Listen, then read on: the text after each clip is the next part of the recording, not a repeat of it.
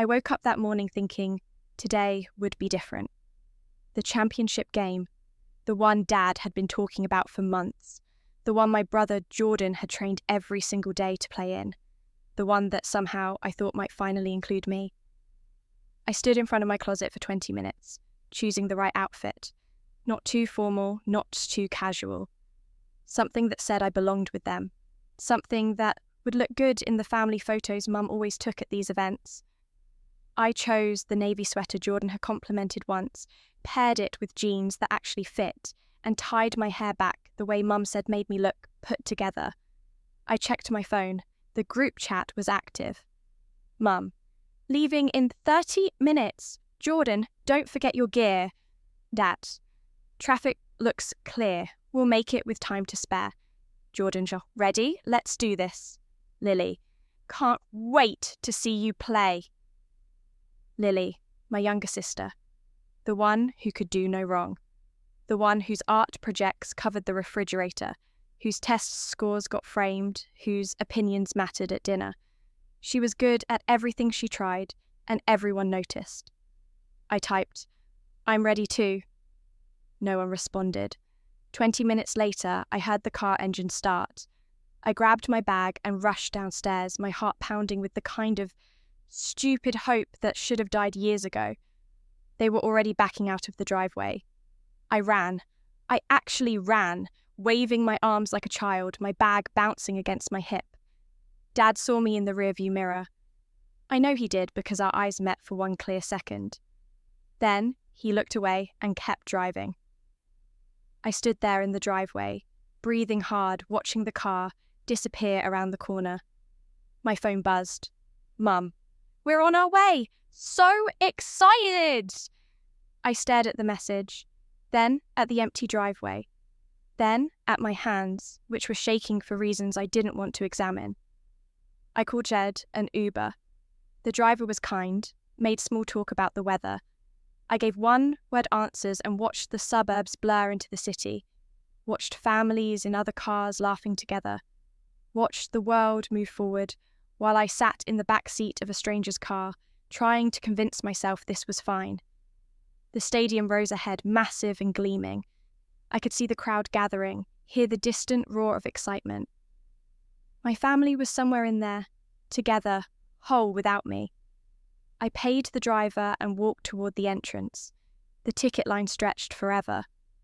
I hadn't thought about tickets. Why would I? We were supposed to arrive together. As a family, Dad always handled these things. I checked my phone. 45 minutes until the game started. I got in line. The sun beat down. The crowd pressed close. Everyone around me moved in pairs, in groups, in families. They laughed, they took selfies, they belonged. I texted the family chats. I'm here? Where are you sitting? 15 minutes passed. Lily. Section 12. Amazing seats. Dad knew someone. I looked at my phone, then at the ticket booth, then at the time. 20 minutes until the game. Next, the attendant called. I stepped forward. 1 ticket, please. Sold out, she said without looking up. Try resale apps. The line behind me shifted, impatient. I moved aside, fingers fumbling with my phone. Every resale ticket cost more than I had in my account. Every single one. I walked toward the entrance anyway, some desperate part of me thinking maybe I could explain, maybe someone would understand, maybe there was a way. The gate stood tall and chrome, attendants scanning tickets with efficient indifference. I watched people stream through, watched families enter together, watched my phone light up with notifications from inside. Mum, photo of the field. What a view. Jordan, 5 minutes, feeling good. Dad, that's my boy. Lily, Olivia, where are you? My fingers hovered over the keyboard. Where was I? Standing outside the gate like an afterthought, like someone who didn't quite matter enough to remember. I typed, couldn't get a ticket, sold out. 3 dots appeared, then disappeared, then appeared again. Lily, oh no, that sucks. We'll tell you what happens. That was it. No, We should have checked. No, we should have waited. No, let us buy you one. Just sympathy as shallow as a puddle, evaporating the moment it was offered. I stood outside that gate for 2 hours. I watched the crowd's reactions, the cheers, the groans, the explosive celebration when someone scored. I heard my brother's name announced over the loudspeaker, heard the crowd roar in response. I saw it all through other people's joy, through strangers' excitement, through the gap between where I stood and where I should have been. My phone kept buzzing. Dad, Jordan just made an incredible play. Mum, video I couldn't bear to watch. Lily, this is the best game ever. They were living a moment I should have been part of. They were creating a memory that would sit on our mantle, hang in our hallway, get referenced at dinner tables for years to come. And I was outside, alone, trying not to cry in front of security guards who kept glancing at me like I might be a problem. A woman approached me at one point, concern on her face. Are you all right, dear? I nodded, not trusting my voice. Waiting for someone? Something like that. She smiled sympathetically and moved on, back to her own family, her own belonging. I watched the sun move across the sky, watched shadows lengthen, watched my phone battery drain as message after message reminded me of what I was missing. When the game ended, the roar was deafening. I heard it through the walls, through the gates, through the barrier between their world and mine. Victory, celebration, joy I couldn't access. I waited. I thought maybe they'd come find me, maybe they'd realise what they'd done. Maybe someone would feel the weight of this absence. The crowd poured out, a river of happiness. Families reunited, friends embraced. Everyone had somewhere to go, someone to celebrate with. I stood against the wall, scanning faces, looking for my people. 30 minutes passed, an hour. My phone stayed silent. I took another Uber home. The driver this time was quieter, sensing something in my silence that didn't invite conversation. I was grateful. I watched the city lights blur past, watched families walking together on sidewalks, watched the world continue its rotation like nothing had changed. But something had changed. Something fundamental had shifted inside me during those 2 hours outside the gate. The house was empty when I arrived. I sat in the living room, in the chair no one else liked, and waited in the dark. They came home 2 hours later, loud with victory, carrying takeout from the expensive restaurant I'd never been to. Jordan's trophy gleamed under the hallway light. They were laughing, replaying moments, riding the high of success. Olivia, Mom said, surprised. When did you get home? A while ago, I said. Oh. She set down the food. We got caught up in the celebration. The team went out after. Without me, I said. Well, you weren't there, Lily said, like that explained everything. Like my absence was a choice rather than a consequence. I looked at her, 15 years old and already fluent in casual cruelty, not from malice but from never having to consider anyone else's experience. I was outside, I said, outside the gate, for 2 hours. Dad glanced up from his phone, his expression barely registering what I'd said. Why didn't you come in? There were no tickets. You should have bought one online, Jordan said, already moving toward the stairs with his trophy, already done with this conversation that was cutting into his celebration. They were sold out. Resale? Mum suggested, opening takeout containers, the smell of expensive food filling the room. I couldn't afford resale. The room went quiet for one brief moment. The kind of quiet that happens when people realise they should care but don't quite know how to. Well, Dad said finally, you should have figured it out earlier. We can't hold your hand through everything, Olivia. You're an adult. I felt something crack inside me. Not break. Breaking was dramatic. Breaking was loud. This was quieter. Like a foundation shifting, settling into a new position that could never be corrected. You left without me, I said, my voice steady despite everything churning beneath. You weren't ready, Mum replied, already turning back to the food. I was standing in the driveway. We didn't see you, Dad said. But he had. I saw his eyes in the mirror. I saw him choose to look away. Next time, be more responsible, Mum said, and that was it. The conversation ended. Subject closed. They ate their expensive dinner, replayed their favourite moments, laughed at inside jokes I'd never understand, and I sat there present but absent, seen but invisible. I went to my room. I lay on my bed and stared at the ceiling and felt the weight of years of this. Years of being forgotten, overlooked, left behind. Years of being the family's afterthought, the child who didn't quite fit, the daughter who never seemed to warrant the effort. I thought about every missed recital they'd promised to attend, every birthday dinner cut short for Lily's events, every Christmas morning when my gifts came from the clearance aisle, while Jordan's came wrapped in premium paper. I thought about being loved in theory, but not in practice, about being family by blood, but not by choice. I thought about my 8th grade graduation, where they arrived late, missed my speech, and spent the reception talking about Jordan's upcoming tournament. I thought about the time I'd won the regional writing competition, and Mum had said, "That's nice," before asking Jordan about his day. I thought about last year's Thanksgiving when they toasted to Jordan's college acceptance and Lily's scholarship and forgotten I was even at the table. Something inside me went numb. That numbness followed me through the next week, through family dinners where no one noticed my silence, through movie nights where they didn't save me a seat, through weekend plans made in front of me but without me. I stopped trying.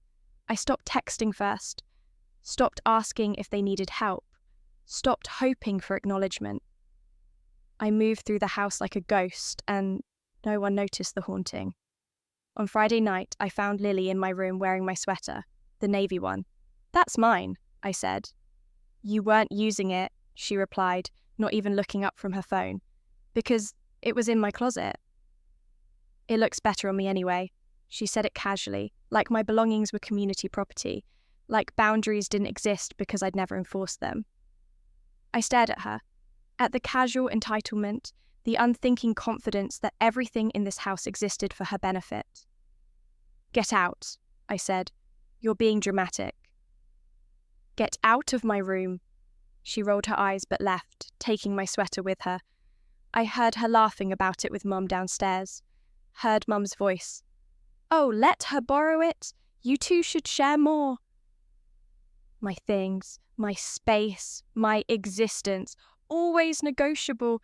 I locked my door. I sat on the floor and felt the numbness spread deeper, colder, until it reached places I didn't know could freeze. That night, I couldn't sleep. My chest hurt, not sharp pain, just pressure, like something was sitting on my lungs, patient and heavy. I thought it was anxiety, stress, the physical manifestation of emotional neglect. By morning, the pressure had spread to my arms. I felt dizzy standing up. The room tilted. I didn't tell anyone. I went to breakfast. They didn't notice the way I gripped the counter, the way my breathing had gone shallow, the way I'd gone pale. "Big game today," Dad said to Jordan. "I'll be there early," Mum promised. "Me, too," Lily added. "Make sure you film it," Jordan said. "College scouts might want to see." They discussed logistics, timing, who would drive. They discussed everything except the person sitting right there, struggling to breathe. They left together. I stood at the counter, alone, and the pressure in my chest turned sharp. I made it to the couch before my legs gave out. The pain was everywhere now, radiating, consuming. My phone was across the room. Too far. Everything was too far. I thought about calling out, but who would hear? The house was empty. The family was gone, again. I thought about how fitting this was. Dying alone in a room full of family photos, surrounded by evidence of a life I'd never quite been included in. The pain peaked, then faded. The numbness returned. Complete this time. Final. I closed my eyes and woke up to my alarm playing a song I hadn't heard in 8 years. I sat up, my heart pounding, my hands shaking, my mind racing to catch up with what my body already understood. My room. But younger. My phone, but older model, my hands, but smoother, without the scar from 2 years ago when I'd cut myself cooking dinner for a family that never came home on time. I grabbed my phone. The date stared back at me. 8 years ago. The morning of the championship game. I stood up slowly, testing my legs, my lungs, my reality. Everything worked. Everything was whole. Everything was before. I walked to the mirror. My face looked back, 18 years old, still carrying hope I'd learned to kill. This was rebirth. I didn't question it. Didn't waste time wondering how or why.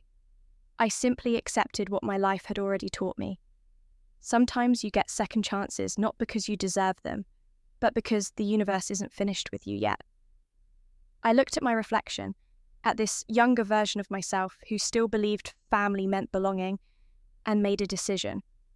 This time would be different. Not because I would fight for their attention, not because I would prove my worth, but because I would stop offering it to people who never valued it in the first place. I opened my closet. The navy sweater hung there, unworn, still mine. I left it there and chose something else, something I liked, not something chosen for their approval. A green flannel shirt I'd bought myself and never worn because Lily had said it made me look outdoorsy in a way that clearly wasn't a compliment. It fit perfectly. My phone buzzed. The family group chat. Mum, leaving in 30 minutes. Jordan, don't forget your gear. Dad, traffic looks clear. We'll make it with time to spare. Jordan, ready, let's do this. Lily, can't wait to see you play. I stared at the messages, at the pattern I now recognised, the dynamic I'd spent years drowning in. I didn't type, I'm ready to. Instead, I opened my banking app and transferred my savings to a separate account they didn't know about. Money I'd saved from part-time jobs, birthday gifts from relatives who actually remembered I existed. $3,000. Not much, but mine. Then I texted my best friend Emma, someone I drifted from in my first life because family obligations always came first. Because every time we'd made plans, something had come up. Jordan's games, Lily's recitals, family dinners I couldn't miss, even though missing me was apparently acceptable.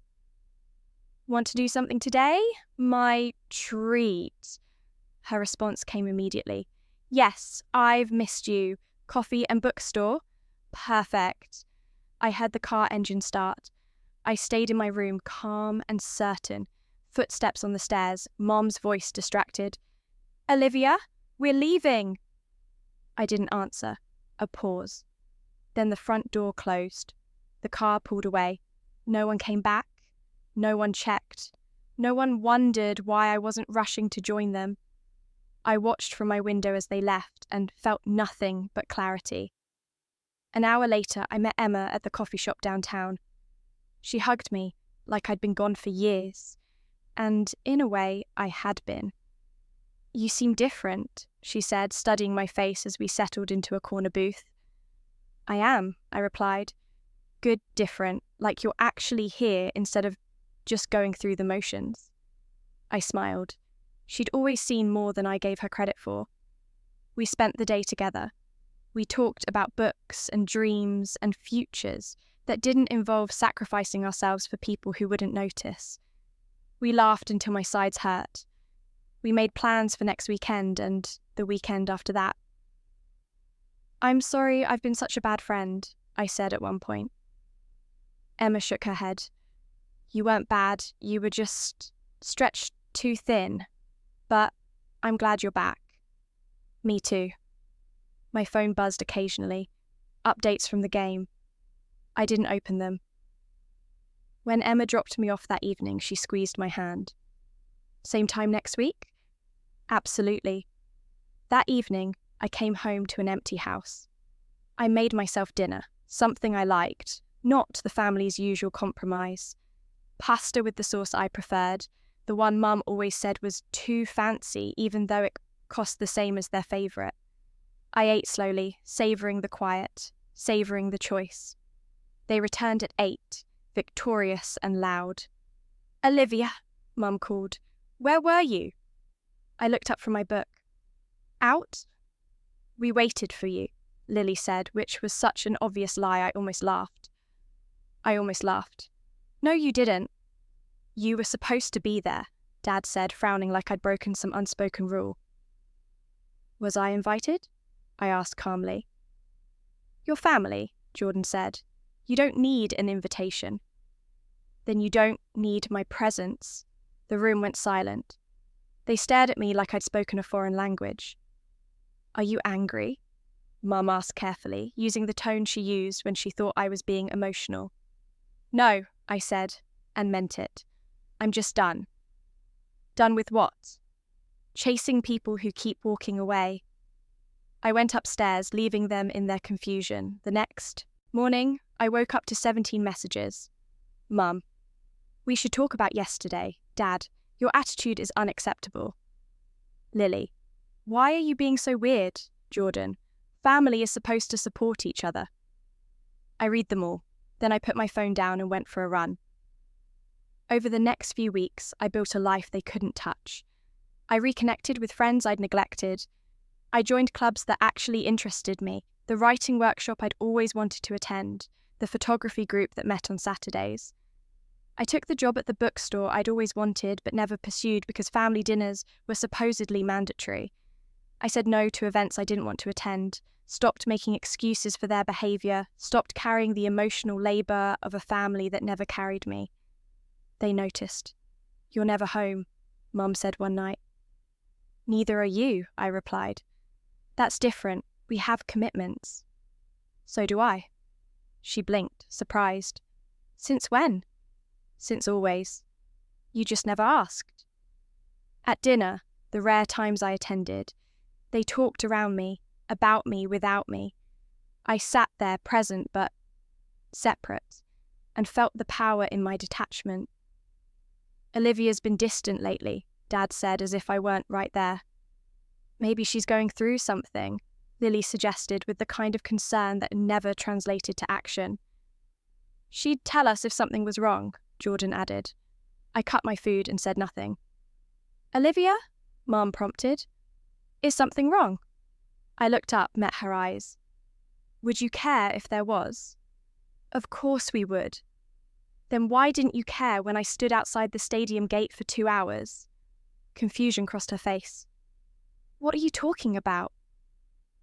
"Wrong timeline," I said softly. "What?" "Nothing." I stood up. "I have plans."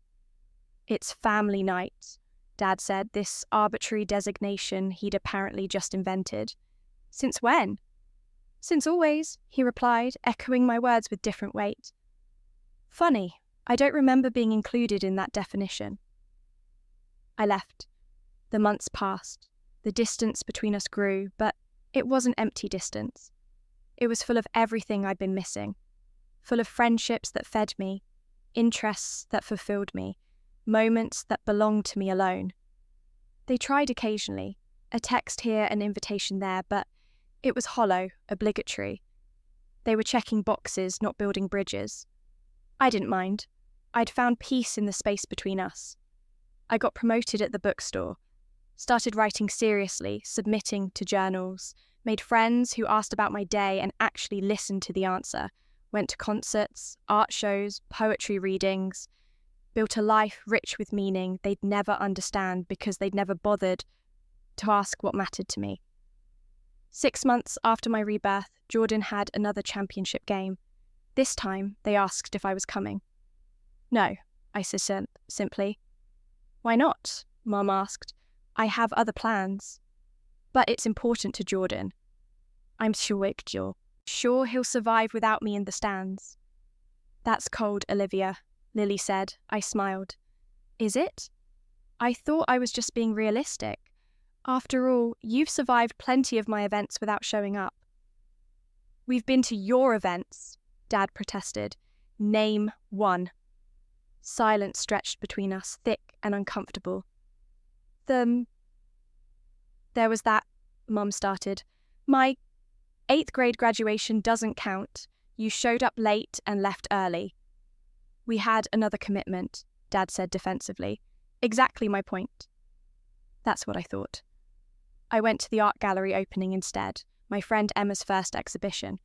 I bought one of her paintings, celebrated her success, watched her shine under attention that actually nourished her, met her parents who thanked me for being such a good friend to their daughter, felt what it was like to be valued, seen, appreciated. My phone buzzed throughout the night, messages from the family chat. I glanced at them, then turned off my notifications. When I got home, they were waiting, all of them, in the living room, sitting in formation like an intervention. We need to talk, Mum said. I set down my bag. Okay. Your behaviour has been unacceptable, Dad started. How so? You missed Jordan's game. I wasn't aware my attendance was mandatory. Family supports family, Jordan said, frustrated. You're right, I agreed. They do. The implication hung there, obvious and uncomfortable. Are you saying we haven't supported you? Mum asked. I'm saying you haven't noticed whether you have or haven't. That's not fair, Lily protested. I looked at her, really looked at her. She'd grown up thinking the world revolved around her because, in this house, it did. She wasn't malicious, she was just blind. They'd raised her that way. You're right, I said. It isn't fair. None of this has been fair. But I'm not here to debate fairness. I'm here to live my life. Without us? Mum's voice cracked slightly. If necessary. We're your family, Dad said. Biology doesn't equal belonging, I replied. You taught me that. I went upstairs, leaving them with that truth. The next day, Lily came to my room. She knocked, which was new. Can we talk? She asked. Sure. She sat on my bed, fidgeting with her hands. I've been thinking about what you said. I waited. About the stadium and other things. She looked up at me. Did we really leave you outside? In another life, I said carefully. But yes. Why didn't you say something? I did. You didn't hear me. She processed this, her face troubled. I don't want to be that person. Then don't be. How? By paying attention, by caring, by actually seeing the people around you instead of just assuming they'll always be there. She nodded slowly. I'm sorry. It was the first real apology I'd received in either life. Thank you, I said. She left and something small shifted. One person's awareness didn't fix a family's dysfunction, but it was a start. Over the next year, I continued building my separate life.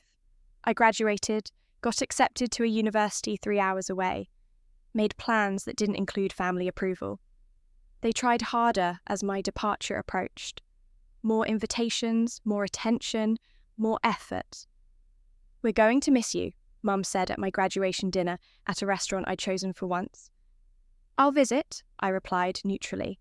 It won't be the same. No, it won't. Dad cleared his throat. We know we haven't been perfect. I almost laughed. Perfect. Such an inadequate word for years of neglect. But we love you, he continued. We do. I believe you think that, I said. Olivia. Love is a verb, Dad. It's something you do, not something you feel. And your actions have shown me exactly how much love I've received. The table went silent. We can do better, Mum offered. Maybe, but I'm not waiting around to find out. Jordan spoke up, surprising me. I get it. Everyone looked at him. I do, he continued. I've been the priority my whole life. I never questioned it, never wondered what that meant for you. He met my eyes. I'm sorry it took you leaving for me to see it. It was more than I'd expected, more than I'd gotten in my first life. Thank you, I said. On my last day home before university, I packed my room systematically. Each item I chose was mine by choice, not by default choice. Lily appeared in my doorway. Can I help? Sure. We worked in comfortable silence for a while. Then she said, I talked to Emma. I looked up. Yeah? She said, you're happier now, lighter. Lily folded a sweater carefully. She said, you used to seem like you were carrying something heavy all the time. I was. Us? Partly. She nodded, accepting this. For what it's worth, I notice now, the way Mom interrupts you, the way Dad forgets to ask about your day, the way Jordan gets praised for ordinary things while you get criticised for extraordinary efforts. She met my eyes. I see it now. Good, I said. Use that sight to be different. I will. Mum appeared then, leaning against the doorframe. Need any help? We're okay, I said. She watched us for a moment. I've been thinking. I waited. About what you said, about love being a verb. She came into the room, sat on the edge of my bed. You were right. Mum, no, let me say this. She took a breath. I've been going through old photos from when you were little, and I remembered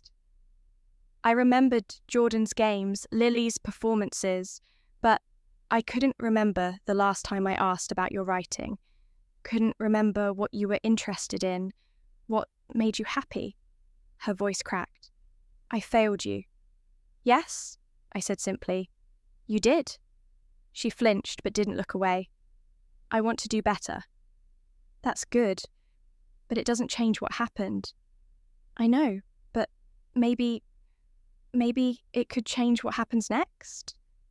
I looked at her, this woman who'd given me life but forgotten to see it. Maybe, I allowed, but that's up to you. She nodded. I understand. When everything was packed, I stood in my empty room and felt closure settle around me like a blanket. This room had witnessed both lives, both versions of me. The one who begged for scraps of attention and the one who walked away from the table. I preferred this version. The next morning, I loaded my car. The family gathered on the driveway to say goodbye. Mum hugged me, held on a little too long. Call us. I will. Dad handed me an envelope. For emergencies. I opened it. Cash, a substantial amount. I don't need. Take it anyway, he said. Please. I took it. Not because I needed it, but because refusing it wouldn't change anything. Jordan hugged me briefly. Make them remember your name, I smiled. I'll make me remember my worth. Lily was last. She handed me something wrapped in tissue paper. What's this? Open it later. I hugged her. She whispered, Thank you for not giving up on yourself. I pulled back, surprised. You're welcome. I got in my car, started the engine, looked at them gathered there, this family that had taken me 26 years and a rebirth to understand. They weren't villains. They were just people who'd never learned to see past their own needs, people who'd created a family hierarchy without meaning to, who'd distributed love unevenly without noticing, who'd built a home I'd never quite fit inside. And I wasn't a victim. Not anymore. I was someone who'd learned the difference between demanding love and deserving it, between forcing connection and fostering it, between being chosen and choosing myself. I backed out of the driveway. This time, I was the one leaving. I was the one driving away. I was the one moving forward, and it felt like freedom. At my first red light, I opened Lily's gift. It was the navy sweater, cleaned and carefully folded, with a note, "Always yours, I'm sorry I forgot that." I sat there holding this small piece of closure and felt something release in my chest. Not forgiveness. Not yet. Maybe never. But understanding. They hadn't known what they were doing because no one had taught them to know. They'd been raised in their own dysfunctions, carrying their own blindness, repeating patterns they'd inherited. It didn't excuse them, but it explained them. And more importantly, it freed me from needing their explanation. The light turned green. I drove forward, toward a university that didn't know my family's name, toward friends who chose me daily, toward a life I was building consciously, brick by intentional brick. My phone buzzed, the family group chat. Mum, already miss you? Dad, drive safe. Jordan, proud of you, sis. Lily, text when you arrive. For real this time. I smiled despite myself and typed, "Will do." It wasn't reconciliation, it wasn't repair. It was just acknowledgement, on both sides. Some families grew together, some grew apart, some did both, simultaneously, each member finding their own distance, their own peace, their own version of love. Mine was doing all three, and I was okay with that. 3 hours later, I pulled into my university parking lot. My new roommate was already there, waving enthusiastically. She had bright purple hair and wore a shirt with a quote I couldn't quite read from this distance. "You must be Olivia." "I am." "I'm Rachel. I'm so excited. I've already scoped out the best coffee shops, the quietest library spots, and the most interesting clubs. Do you like poetry? Please say yes, because I've already signed us up for the poetry slam next week. No pressure though. Well, maybe a little pressure because I already paid the entry fee, but I'll refund you if you hate it." I laughed, really laughed, for the first time in longer than I could remember. "I like poetry," I said. "Perfect. This is going to be amazing. Also, I make terrible coffee but excellent friendship bracelets. And I'm weirdly good at giving advice about things I have no experience with. Fair warning." I looked at this stranger who was already including me, who'd signed us up for things together without assuming I'd say no, who spoke with the kind of enthusiasm that expected enthusiasm in return. This was what belonging looked like. Not blood, not obligation, but choice. I grabbed my bags and followed her toward my new life, my new beginning, my hard-won second chance. Behind me, my phone buzzed one more time. "Mum, we'll try to visit next month, if that's okay?" I paused, considering, then typed, "Let me know the dates. I'll see if I'm free." Boundaries, clear and firm and necessary. "Mum, of course. Love you." "Love you too," I typed, and meant it. In the complicated way you mean it, when love exists but hurt does too, when family is both wound and bandage, when the past teaches you how to protect your future. I put my phone away and walked into my dorm. Rachel was already unpacking, creating chaos with enthusiasm. "So, tell me everything. Where are you from? What do you want to study? What's your favourite book? Do you believe in astrology? I'm a Sagittarius, which explains literally everything about me." I set down my bags and smiled. Let me start with the basics. As I unpacked, as Rachel chatted, as my new life began to take shape around me, I felt the weight of the past finally lift. The stadium gate was 3 hours and 8 years behind me. This time, I was inside, and I'd let myself in.